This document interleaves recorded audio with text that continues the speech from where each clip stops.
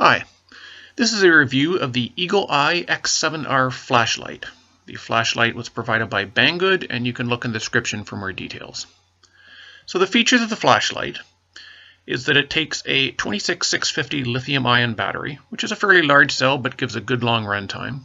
It uses a Cree XP-L emitter in either a neutral white or cool white tint. There are 5 modes in this light, ranging from 15 to 1300 lumens. The light has built-in micro USB charging. There is a lit LED on the switch to indicate the current charge level, and the light has a throw of about 280 meters. Now what I plan to do in this review is give you an overall impression of the light, show you the user interface, give you my impressions of the light, the good and the bad, and then show you some night shots and some beam profiles to give you an idea of how the light actually performs. The light feels solid. It has good quality. It's a fairly large light, around in diameter because of the 26650 battery requirement, but that feels good in the hand and it gives a good solid feel. It's not an everyday carry light, but I think this would appeal to users that want a utility light, a light to keep for walks outdoors, and just a general purpose light. The light can also take an 18650 battery, which is fine for people that only have 18650 cells, but you already have a light that's large enough to take a 26650, so I don't know why you would optionally choose to use an 18650. Now you can see here that the switch has a blue LED in it that indicates the battery is full, or at least mostly full. The LED will turn red when the battery starts depleting, and it'll start flashing red when the battery is almost gone.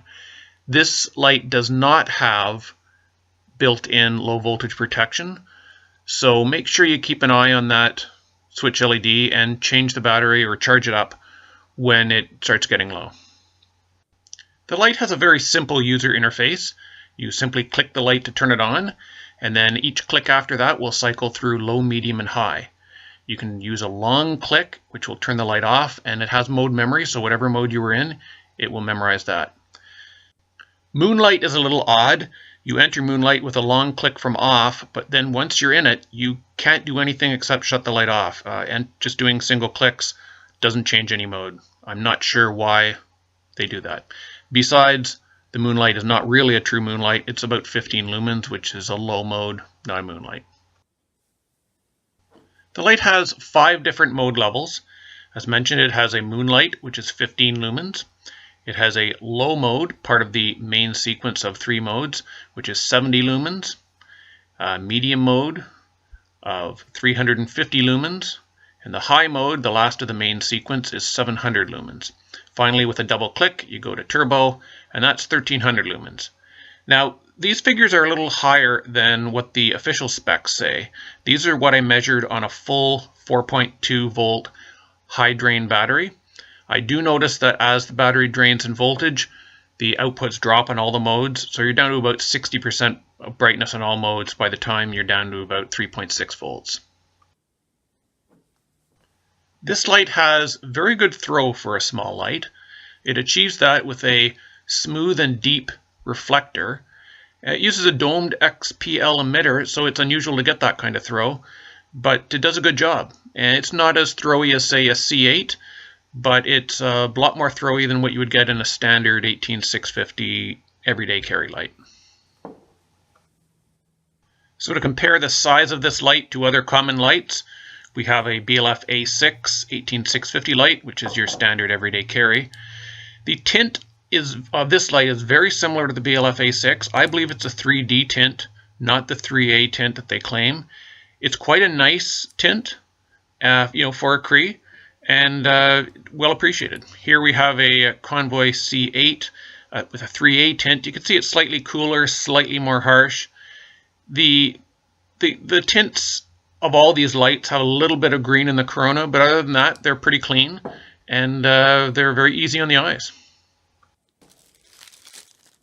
The light comes shipped in a basic cardboard box, and it contains a lanyard and a couple of spare O-rings.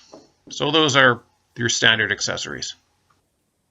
The light is drop proof to 1.5 meters, and it's waterproof to IPX8 standard. The bezel has a little bit of aggressiveness to it, but not too much. Now the light will tail stand quite easily. You just place it down on the tail, and there's a couple of protruding ridges there, which are fairly flat, and there's no problem with that. You can see there's some space here on the tail for a lanyard to fit through, and the included lanyard works fine. Okay, here's what I like about the light. First of all, it comes in a very nice neutral white tint, and it's also available in cool white for those that like that choice of color. The light tail stands nicely, which is important for indoor use. The light also has built-in micro USB charging, which not everybody will want, but for those that don't like to charge batteries and things like that, it works the same way as a smartphone or any other lithium-ion device. Just plug it in and let it charge. The light has an illuminated switch, which gives you an idea of the charge level. Blue for good, red for bad, and it flashes red when your battery is getting very low. Finally, the light also has a mechanical lockout. Just simply twist the tail and you can no longer turn the light on, which is great for carrying it around in a bag or something so the light doesn't actually accidentally turn on.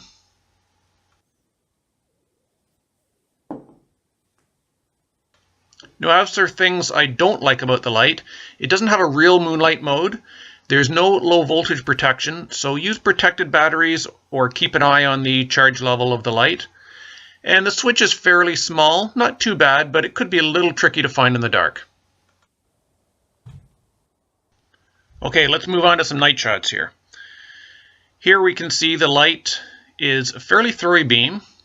Can cycle through low, medium, high, and double click up to turbo here. And the throwy beam is great for illuminating down a path nicely. It still has a lot of usable spill, so you can see off to the side quite well, but it's primarily would be used for hiking down trails or looking off in the distance. Probably not something you would want for close-up work, but it could function that way as well. Okay, finally, here are some still photos of the light. You can see it throws quite a distance. That's about a couple of 100 meters away. And it's hitting some tree lines there. There's a lot of flood you can use in the field in front of you, but it's good for illuminating things quite far off in the distance. Here we compare the X7R versus a standard floody light like the BLF A6. The A6 is on the left and doesn't illuminate too much. You can see the X7R illuminates pretty well.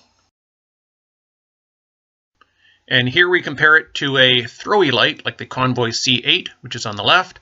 And you can see it actually lights up the trees a little bit better than the X7R, but not a whole lot better. It's still pretty good light. Okay, to charge this light, what we do is we remove the cover off the USB port. It fits very tight. I guess that's for waterproofness. But once it's exposed, we'll just plug that in, make sure it's the right way around.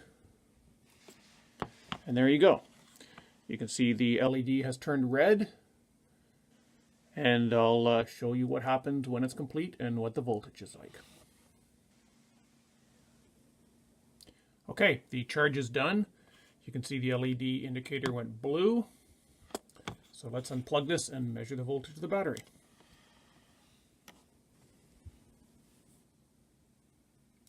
Battery voltage measures about 4.15 volts. So it's a little undercharged, but actually very safe. I'd rather have it a little undercharged than right at the limit. So that's about 95% at least charge. And I think that does a pretty good job. Okay guys, I think I've rambled on far too long. Thanks for watching.